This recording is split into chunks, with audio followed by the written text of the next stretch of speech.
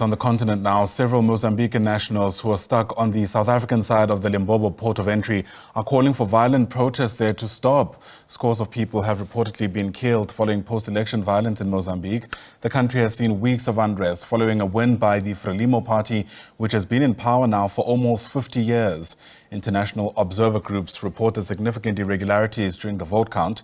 The Lebombo border post, as I mentioned, between South Africa and Mozambique is still closed after the Border Management Authority was informed protests were heading to that facility. Stranded on South African soil, these migrant workers were hoping to have their status in the country renewed, but their hopes were dashed, and it is the last day to stamp their passport. I am at the border gate now. They are turning us away, saying it's closed. We thought because we are here they would open and assist us, but it looks like I have to go back to Joburg. I thought the situation would be better by now. I am here to get my passport stamped because my passport expires tomorrow. And if my passport expires and I don't renew it, I will get a fine and be banned from South Africa for 5 years. So this is why I am here. Now, we don't know where we are going to sleep because we come from far. We ask that this tension ends so that things can go back to normal. We heard that it's closed, but we thought we could get a chance to quickly fix our work visas. Now we're thinking of going back to Joburg. We just don't know how the government will treat us, whether they will arrest us or not. We don't know. The government is Meanwhile, trucks continue to form a long queue on the N4 toll road to the border. The Border Management Authority is in constant contact with their counterpart in Mozambique. SABC News, Lebombo Port of Entry, Mpumalanga. All right, let's make sense of this now. Bringing our next guest, Amnesty International's Deputy Director for East and Southern Africa is Farise, who joins us now via our video link. Khanyo, thanks very much indeed for your time. You'll set me right if I'm mispronouncing your surname. But perhaps as a start, let's begin by just taking stock of what we've seen so far in Mozambique, a country, of course, that has seen its fair share of civil violence, at least if you think about what's happened in the past between Frelimo and Renamo. Thank you, Ayanda, for having us.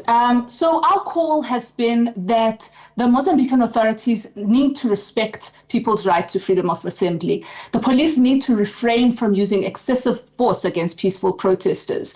We've also called on the authorities to open the internet and stop shutting it down to enable people to express themselves as they need to. We've also called on the authorities to immediately and unconditionally release all those who've been arbitrarily arrested. We've also importantly called on institutions like the African Union and SADC to speak out forcefully about the situation in Mozambique, which is very serious. As you've said, Ayanda, in terms of Mozambique's constitution, as well as international human rights law, there's an obligation on Mozambique to respect people's right to freedom of assembly. Yet over the past 3 weeks, we've seen people being arbitrarily arrested and police using extremely excessive force. For example, yesterday we saw police shooting at kneeling protesters who had their hands up and were shot with tear gas indiscriminately. We've seen police throwing tear gas, for example, in people's homes as they peacefully protest within their homes. We've seen aircrafts like helicopters dropping tear gas canisters indiscriminately at protesters, and weapons of war and military tactics being used by authorities there, using rifles and such weapons. And as you said, indeed in the past, we have seen police using AK-47s, for example, to police protests and to disperse protests. And this is in direct violation of people's rights to freely assemble. So we're calling on the authorities to really stop this crackdown, which has been probably one of the worst we've seen in a long time in Mozambique. How worried are you, Khanyo, about, the situation in that country slipping back into that dark past? Indeed, Ayanda, this excessive use of unnecessary force by police using live bullets at people, tear gassing people, is very worrying.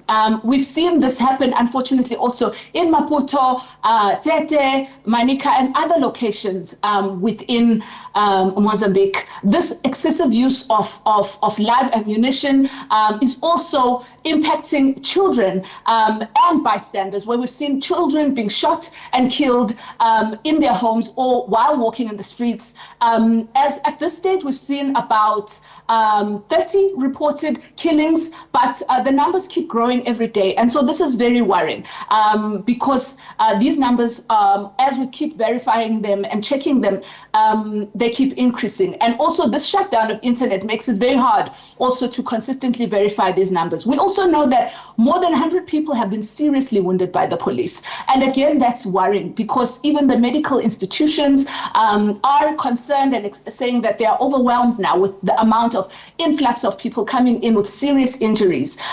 We're very concerned about the amounts of people in the thousands now that have been arbitrarily arrested simply for exercising their human rights, simply for just protesting and expressing themselves about their dissatisfaction. You also recall, Ayanda, that two high-profile opposition members were assassinated. And we're very worried that there has not been a transparent and effective investigation, and those who are responsible have not been held accountable. So this is very concerning for us. You know as well that there's been about 4 major internet cuts as well as social media cuts, and this affects people's ability to organize, also to communicate with organizations and people outside of the country. So this is a very concerning situation, Ayanda. Yeah, what's equally concerning, of course, Khanyo, is the fact that it's an all too familiar state of affairs on the continent, sadly.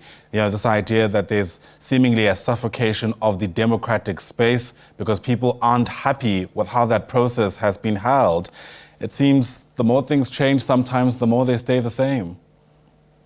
Indeed, Ayanda, and this is why it's important for organizations like the African Union to speak out. Yes, we've seen a statement coming out of the African Union calling for the investigation of the murders of the 2 high-profile opposition members, but more needs to be said by the African Union, and the Mozambique authorities need to be called out forcefully by such institutions. Yes, we've heard that SADC will have an extraordinary summit to discuss some of these issues, but that is still not happening today. That is still a bit further down the line. I understand it should be happening potentially next week, but people are dying today, and we need action to be taken today, and we need Mozambique to be called out today. And so our message is really that the authorities need to respect people's right to freely assemble. This is a right they have.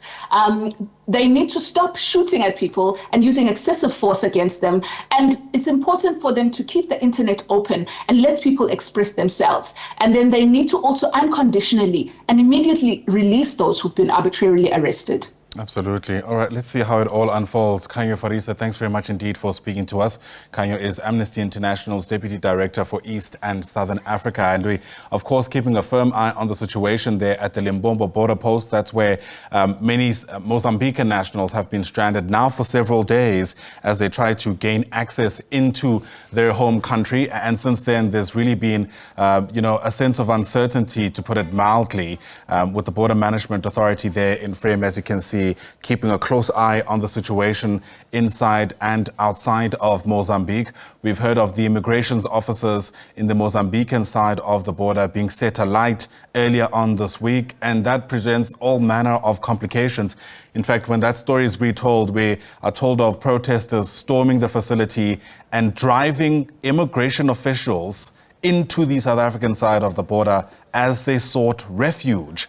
It's really chilling images you can see there of stun grenades and, I beg your pardon, rubber bullets being fired at some of those protesters who, of course, are pushing back against the election results, declaring Frelimo, that is the governing party in Mozambique, the winner of this year's election. It obviously didn't sit well with many people there who are certain that change was on the horizon, which is certainly the case in many other parts of the world. My goodness, I mean, even here in South Africa, we're dealing with an unprecedented election outcome. And I suppose many of those who are optimistic for that to take place in Mozambique were watching places like South Africa, more recently the United States, I imagine, certainly giving more credence to some of their concerns, the change of power that's taken place in the past in places like Zambia, where Hakainde Hichilema has also, of course, taken over with the country there, certainly changing power. So